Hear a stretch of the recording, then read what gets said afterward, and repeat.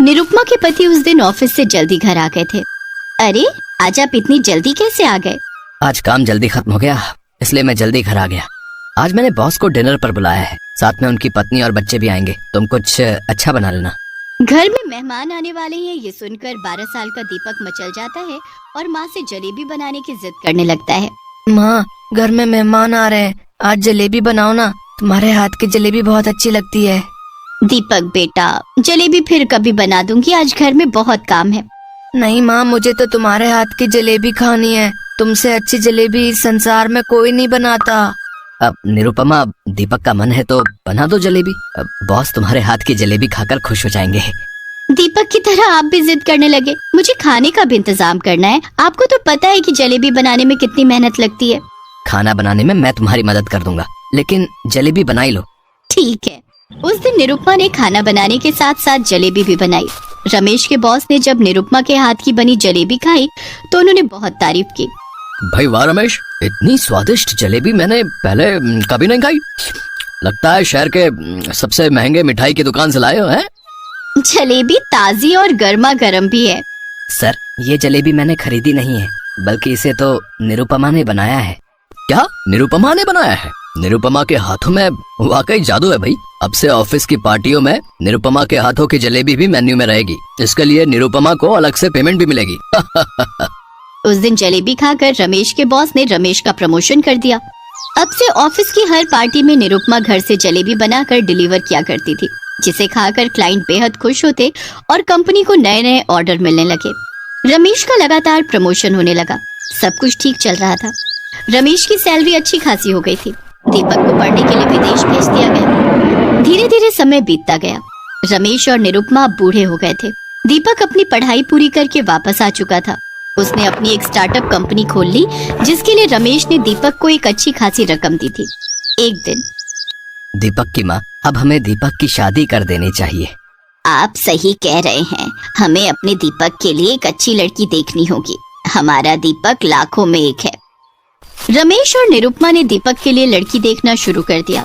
दोनों अपने इकलौते बेटे की शादी की तैयारियों में जुट गए। उस दिन दीपक को देखने लड़की वाले आए थे। दीपक घर पर नहीं था। भाई साहब, हमें तो आपका लड़का पसंद है, लेकिन आप अपने लड़के से भी एक बार पूछ लेते तो अच्छा होता। दीपक से क्या पूछना, वो तो वहीं शादी करेगा जहां हम कहेंगे। हमारी तरफ से ये रिश्ता पक्का। यहाँ शादी पक्की हो रही थी और वहाँ दीपक ने अपनी पसंद की लड़की से कोर्ट मैरिज कर ली और मेहमानों के सामने पत्नी को लेकर घर आ गया। आ गया बेटे, हमने तेरी शादी पक्की कर दी है। अब उसकी कोई जरूरत नहीं है माँ, मैंने शादी कर ली है। ये है तुम्हारी बहू नताशा। ये सब देखकर लड़की वाले नाराज होकर वहाँ से चले जाते हैं। रमेश ये सदमा बर्दाश्त नहीं कर पाए और उन्हें हार्ट अटैक आ गया। दीपक के पापा, आपको क्या हुआ? आप कुछ बोलते क्यों नहीं? दीपक बेटे, जल्दी डॉक्टर को बुला ला। दीपक ने फोन करके डॉक्टर को बुलाया, लेकिन तब तक बहुत देर हो चुकी थी। रमेश इस दुनिया से विदा ले चुके थे। पति के जाने के बाद निरुपमा बेसहारा हो गई थी। बेटे बहू न तो उससे बात करते थे और न कभी उसका हाल पूछते थे। वो अकेली अपने कमरे में पड़ी रहती। बूढ़ी निरुपमा बेटे बहू को बोझ लगने लगी थी। जनवरी का महीना था, कड़ाके की ठंड पड़ रही थी। एक दिन, दीपक बेटे, ठंड के कारण मेरे जोड़ों में दर्द रहने लगा है, मेरे लिए दवाई ला दे। देख, मेरा स्वेटर भी फट गया है, कुछ गर्म कपड़े भी दिला दे। माँ, अभी मेरा काम बहुत मंदा चल रहा है, अभी मेरे पास पैसे नहीं है। बाद में तुम्हारे लिए दवाई ला दूंगा। और रही बात ठंड की, तो कुछ ही दिनों की तो बात है, स्वेटर में क्यों पैसे बर्बाद करना। दीपक बेटे, मैंने नहीं सोचा था कि तू इतना नालायक निकलेगा।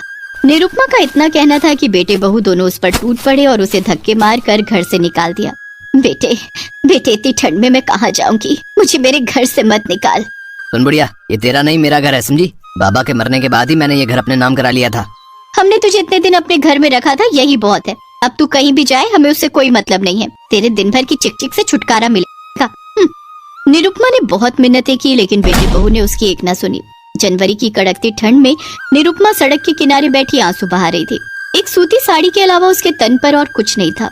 भूखे प्यासे रात कैसे गुजरी उसे कुछ याद नहीं। बस रह रहकर पुरानी बातें याद आती रही कि जब दीपक के बाबा जिंदा थे तब वे तीनों एक सुखी परिवार एक साथ रहते थे। रात भर खुले आसमान के नीचे बैठे रहने के कारण निरुपमा की तबीयत खराब हो गई थी और वो बेहोश हो गई। तभी सुबह एक गाड़ी उसके पास आकर रुकी। उसमें से एक बूढ़ा व्यक्ति बाहर आया और निरुपमा को उठाकर अस्पताल ले गया।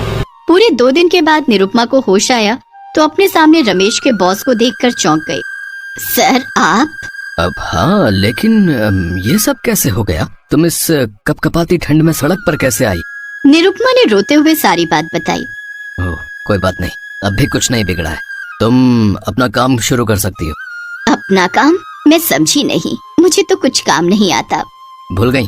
तुम जलेबियाँ कितनी स्वादिष्ट बनाती हो। मेरे क्लाइंट्स ने तुम्हारे हाथों की जलेबियाँ खाकर हमें कितने प्रोजेक्ट दिए। हमारी कंपनी को बहुत मुनाफा हुआ था। तुम जलेबियाँ बनाने का काम शुरू करो। लेकिन उसके लिए मेरे पास पैसे कहाँ हैं? ये लो, इन पैसों से तुम अपना जलेबियों का बिजनेस शुरू कर दो। निरुपमा ने वो पैसे लिए। रमेश के बॉस ने निरुपमा को रहने के लिए कमरा किराए पर दिलवा दिया। उनके दिए हुए पैसों से निरुपमा ने एक ठेला और जलेबियां बनाने का सामान खरीदा। अगले ही दिन से उसने सड़क किनारे खड़े होकर ठेले पर जलेबियां बनाना शुरू कर दिया। निरुपमा जलेबियां बनाने लगी और आवाज लगाने लगी, आइए आइए, ठंड में गर्मा गर्म जलेबियां खाइए। सिर्फ 10 रुपए में 5 जलेबियां घर ले जाइए। अरे अम्मा, एक प्लेट जलेबी देना। अभी लो बेटा। निरुपमा उस आदमी को जलेबी देती है। अरे वाह अम्मा, तुम्हारे हाथों की जलेबियां तो बहुत ही स्वादिष्ट है। मजा आ गया। एक काम करो, 2 प्लेट पैक कर दो, घर ले जाऊंगा, बीवी बच्चों को खिलाऊंगा। धीरे धीरे उसके ठेले पर ग्राहकों की भीड़ जुटने लगती है। निरुपमा गर्मा गर्म जलेबियां बनाती जाती और ग्राहक खाते जाते। देखते ही देखते निरुपमा की सारी जलेबियां बिक गईं। पहले ही दिन अच्छी कमाई हुई थी। अब ठंड के मौसम में निरुपमा रोज खुली सड़क के नीचे गर्मा गर्म जलेबियां बेचा करती। कुछ ही दिन में उसे बड़ी बड़ी कंपनियों से जलेबियां बनाने के ऑर्डर मिलने लगे। निरुपमा की अच्छी खासी कमाई होने लगी। निरुपमा अब गरीबों और जरूरतमंदों की मदद भी करने लगी। इधर निरुपमा को घर से निकालने के बाद दीपक का काम सचमुच में मंदा चलने लगा। उसकी कंपनी घाटे में चलने लगी और कमाई घटकर आधी से भी कम हो गई। दीपक और नताशा गरीब हो गए। घर में खाने को अनाज भी खत्म हो गया। हालात इतने बुरे हो गए कि एक दिन दोनों भीख मांगने सड़क पर निकले। तभी उन्हें किसी ने बताया, अरे भाई, वहाँ चौराहे पर एक बूढ़ी अम्मा बहुत स्वादिष्ट जलेबियाँ बनाती है भैया। गरीबों को मुफ्त में जलेबियाँ खिलाती हैं। वहीं चले जाओ, भरपेट जलेबियाँ खाने को मिलेंगी। दीपक नताशा के साथ चौराहे पर गया। वहां जाकर उसने देखा कि निरुपमा ठेले पर जलेबियां बना रही थी और वहां ग्राहकों की लाइन लगी हुई थी। दीपक को माँ के पास जाने में बहुत शर्म महसूस हो रही थी। माँ के पास किस मुंह से जाऊं? हमने तो उन्हें घर से निकाल दिया था। तभी किसी ने दीपक से कहा, अरे भाई, यहाँ क्यों खड़े हो? अरे आओ, गर्मा गर्म जलेबियाँ खा लो, आ जाओ। अरे ऐसी जलेबी पहले कभी नहीं खाई होगी, आओ आओ। तभी निरुपमा की नजर बेटे बहू पर पड़ी। निरुपमा दीपक के पास आई। दीपक धम्म से माँ के पैरों पर गिर पड़ा और फूट फूट कर रोने लगा। माँ, मुझे माफ कर दो माँ। ऊपर वाले ने हमें हमारे कुकर्मों की सजा दे दी है। हम सड़क पर आ गए माँ। बहू नताशा ने भी निरुपमा से माफी मांगी। निरुपमा ने बेटे बहू को उठाकर गले से लगाया और उन्हें गर्मा गर्म जलेबियां खिलाई। माँ घर चलो। नहीं बेटे, अब यही मेरा घर है। तू चाहे तो जलेबियां बनाने के काम में मेरा हाथ बटा सकता है। मैं तुझे अच्छी तनख्वाह दूंगी। उस दिन से दीपक और नताशा भी जलेबियां बनाने में निरुपमा का हाथ बटाने लगे और निरुपमा उन्हें हर महीने सैलरी देती।